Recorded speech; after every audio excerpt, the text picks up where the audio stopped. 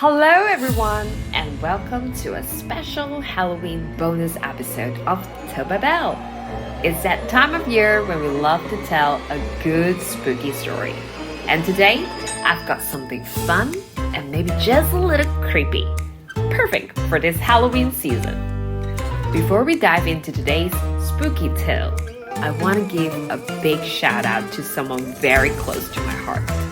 If you remember season 2, episode 7, you know that I own an orange tabby cat named Halloween.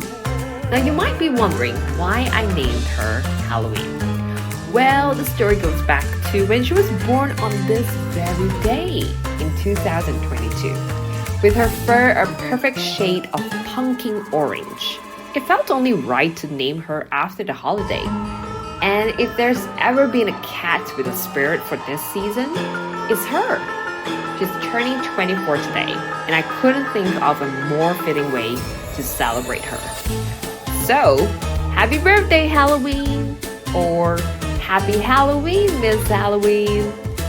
Here's to all your nightlives and legendary cat naps. And speaking of orange pumpkins, I have the perfect story for this spooky festival. We're diving into the poem Mr. Macklin's Jack-o'-lantern by David McCord.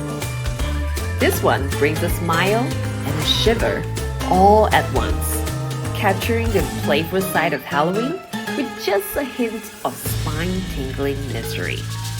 So, let's dim the lights, imagine that flickering jack-o'-lantern glow, and get ready to hear a tale about a pumpkin who's more than just a decoration.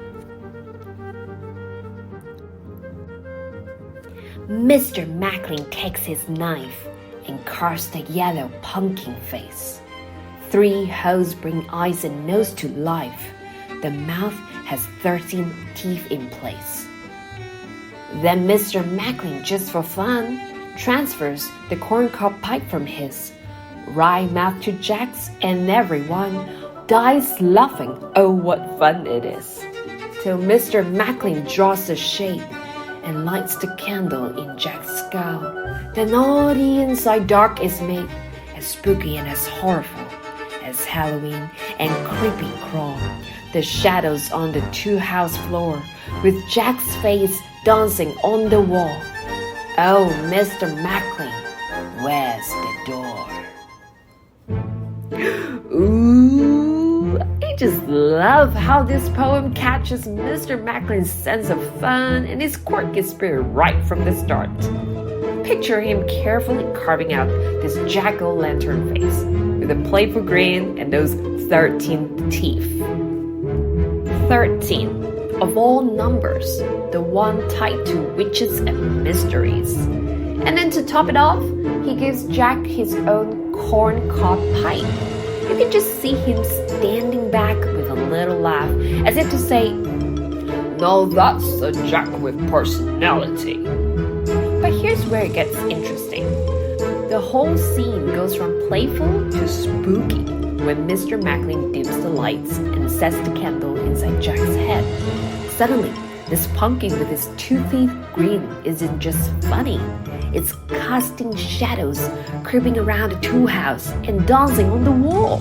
It's that perfect Halloween mix of humor and mystery where something ordinary turns a little bit eerie.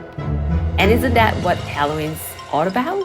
We take something simple like a pumpkin or a shadow, and with a little creativity, it becomes something thrilling and a bit otherworldly. This part actually brings me back to my first real Halloween haunted house experience. I remember walking through a dimly lit room with these simple shadow displays that would pop out of nowhere on the walls. My heart was pounding, and even though I knew it was all for fun, it felt so real in the moment. It reminded me of how just a little imagination can turn the everyday into something magical and mysterious.